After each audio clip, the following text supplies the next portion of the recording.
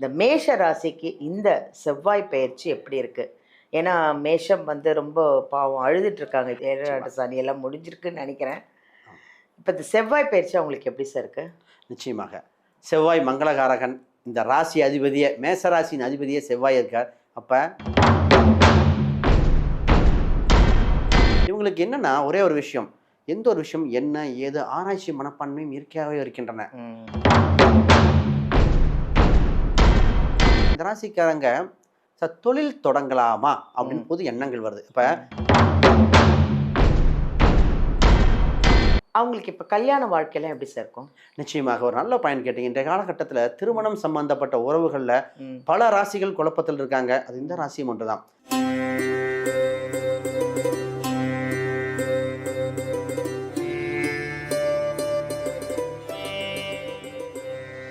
எல்லாருக்கும் வணக்கம். நான் உங்க பாலாம்பிகா.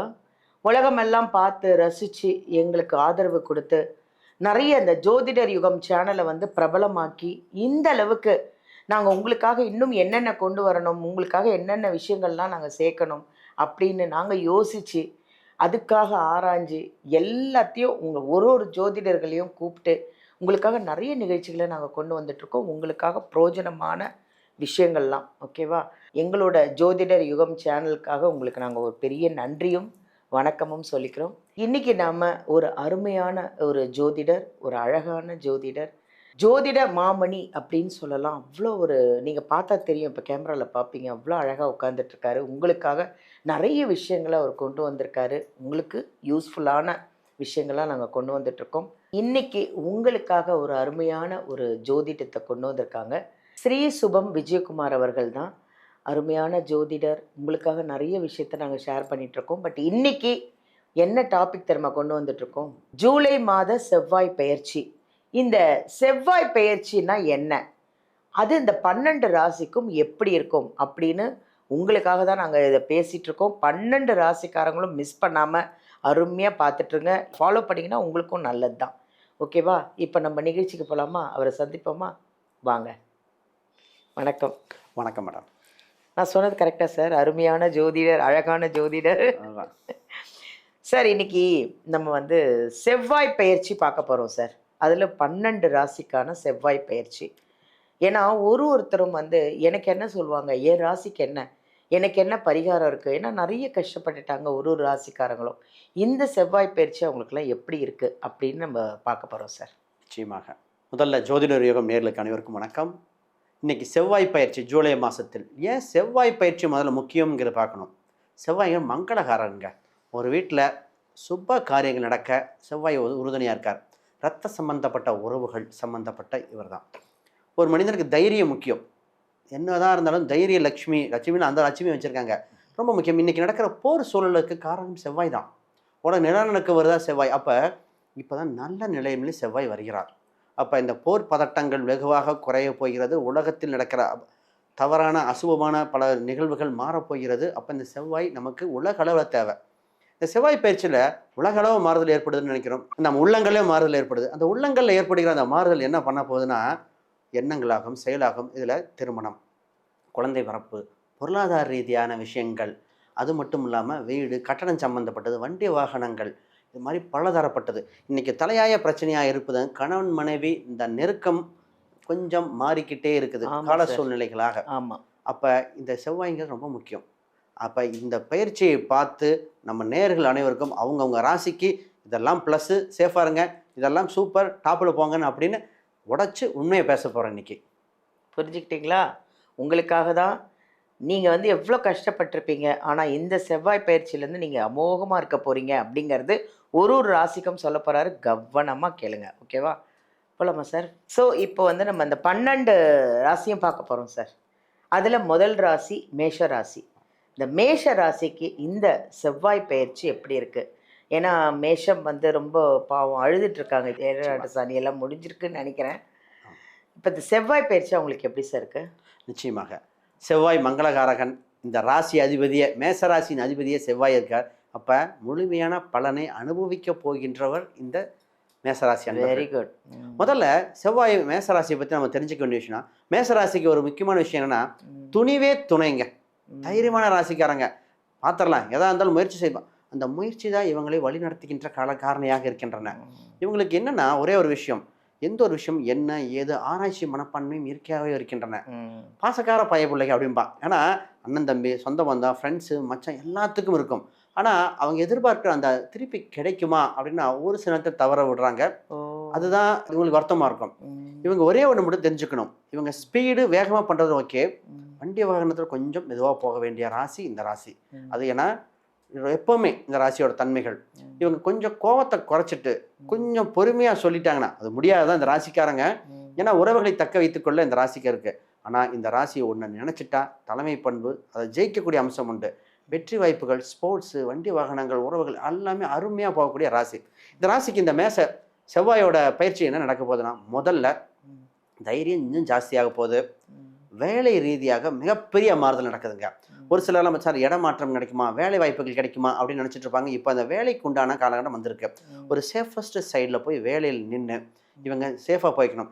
உலகளவு ரிசெஷன் அது இதுன்னு வரப்போகுது. அப்போ இவங்களுக்கு அந்த வேலை ரீதியாக அற்புதமாக இருக்குது.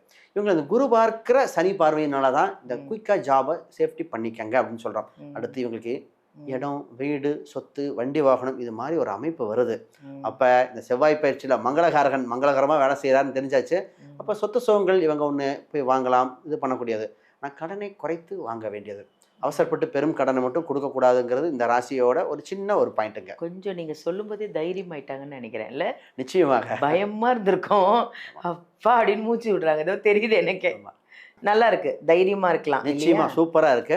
இதுல இன்னொரு பாயிண்ட் விஷயம் என்னன்னா, இந்த ராசிக்காரங்க தொழில் தொடங்கலாமா அப்படின்னு புது எண்ணங்கள் வருது. இப்ப வேலைக்கு போறவங்களுக்கு உண்டான பதில் சொல்லிட்டோம். தொழில் ரீதியாக பார்க்கும் பொழுது குரு பகவான் 4ல் இருந்து 10ஆம் வீட்டை பார்க்கும்போது முயற்சி ஸ்தானத்துல சூரிய பகவான் இருக்கார், தனஸ்தானத்துல செவ்வாய் பகவான் இருக்கார். அப்ப பொருளாதார ரீதியாக ஒரு உயர்வை கொடுக்கின்ற காலகட்டம் வந்தனால பிசினஸ் ரீதியாக புது புது ஐடியாஸ், வெளிநாட்டு தொடர்புடைய அம்சங்கள் இதெல்லாம் அற்புதமாக இருக்குது. இந்த 7.5 சனியோட தாக்கம் வெகுவாக குறைஞ்சி, நீங்கள் கூட கரெக்டாக அந்த பாயிண்ட் சொன்னீங்க. ஏன்னா குரு பார்வை பெற்றுச்சு, சனி குரு பார்வை பெற்றிருக்கு. இதில் வக்ரம் வேறு பெறுது ஜூலை 27. அப்போ இதோட விஷயம் என்ன நடக்குதுன்னா, இவங்க மனசில் என்ன நினச்சாங்களோ தொழிலை டெவலப் பண்ணக்கூடியது. இதில் கூட்டா தனித்தா அந்த மாதிரி விஷயங்கள் மட்டும் ஜாதக ரீதியாக பார்த்து எடுக்க வேண்டியது. மற்றபடி கோல்டன் டைமாக இருக்குது, வேகப்படுத்த வேண்டிய ராசி இந்த ராசி தாங்க. அவங்களுக்கு இப்போ கல்யாண வாழ்க்கையெல்லாம் எப்படி சார் இருக்கும்? நிச்சயமாக ஒரு நல்ல பாயிண்ட் கேட்டீங்க. இன்றைய காலகட்டத்தில் திருமணம் சம்பந்தப்பட்ட உறவுகளில் பல ராசிகள் குழப்பத்தில் இருக்காங்க. அது இந்த ராசியும் ஒன்று தான். இருக்கின்ற உறவுகள் கிடைக்குமா அப்படின்னு எதிர்பார்த்துட்டு இருந்தவங்க பல பேர், இருக்கிற உறவு தக்க வச்சுக்குமா அப்படிங்கிற மாதிரியும் ஒன்று இருந்திருக்கு. என்ன விஷயம் அப்படின்னா, 15 வருஷம் 16 வருஷம் வாழ்ந்தவங்க கூட ஒரு ஸ்ட்ரெஸ்ஸின் மூலம் அவசரப்பட்டு முடிவெடுக்கிறாங்க. ஒன்றா இருக்கணும், அதுதான் மெயின். அப்போ ஜாதகம் பார்த்து திருமண பொருத்தம் போடுறோம், எங்களுக்கே வருத்தமா இருக்கு. நீங்க இப்போ திருமண பொருத்தத்தை கொஞ்சம் இன்னும் கவனமாக, தவறான தசா புத்திகள் வருகின்ற காலகட்டத்தில் உறவுகள் தக்க வைக்கிற மாதிரி பார்க்க வேண்டியதா இருக்கு. 30-40 வருஷம் வாழ்ந்தே பிரியிறாங்களே, அது ரொம்ப வருத்தமா இருக்கு. அப்ப இன்னைக்கு இன்றைய காலகட்டத்தில் ரொம்ப இதாக பார்க்கணும். அப்ப இந்த உறவுகள் ரொம்ப பார்க்கணும். இப்ப திருமண காலகட்டம் ஒரு பாயிண்ட் கேட்டீங்க. திருமணம் சம்பந்தப்பட்ட பேச்சுவார்த்தைகள் பேசிட்டு இருக்கலாம், உறுதி கொடுக்க கூடாது. இந்த காலகட்ட திருமணம் ஃபைனலைஸ் பண்றேன், ஏனென்றால் ஆடி மாசம் வரை போகிறது, ஜூலை 15க்கு மேல. அந்த நேரம் மட்டும் இல்லாம குரு பலன் அவ்வளோ சிறப்பாக இல்லை. அப்போ திருமணத்துக்கு உண்டான பேச்சுவார்த்தைகள் பார்க்கலாம். காதல் சம்பந்தப்பட்டது, திருமண பேச்சுவார்த்தை எல்லாமே பேச்சுவார்த்தையாகவே இருக்கலாம். நமக்கு இந்த ஒரு ஜூலை முடிவுக்கு பின் தான் சிறப்பாக இருக்கிற காலத்தில் இந்த திருமணம் சம்மந்தப்பட்டு உறுதி பண்ண வேண்டாம், அது வரைக்கும் பேசிக்கலாம். அப்போ இவங்களுக்கு பூர்வீக ரீதியான சொத்துக்கள் சம்மந்தப்பட்டது ப்ராசஸ் பண்ணலாம். ஏன்னா 8க்குரியவர் 2ல் குரு வேற இருக்கார். அப்போ பூர்வீக ரீதியான சொத்துக்கள், அடகு வைத்த பொருளை மீட்டுறது, கடல் இருந்து வெளியே வர்றது, அப்போ இது நமக்கு செல்வ கடாட்சத்துக்கு உண்டான அத்தனை வழிவகைகளும் பார்க்கக்கூடிய சிறப்பான காலகட்டம். இந்த நேரத்தில் ஒரு சிலரும் சொல்லுவாங்க, சார் இப்போ ஒரு இடம் வருது சார், திடீர்னு கேட்குறாங்க, வாங்கிக்கலாமா? நிச்சயமாக இந்த ராசிக்கு வண்டி வாகனம், இடம், வீடு, சொத்து அமைப்புண்டு.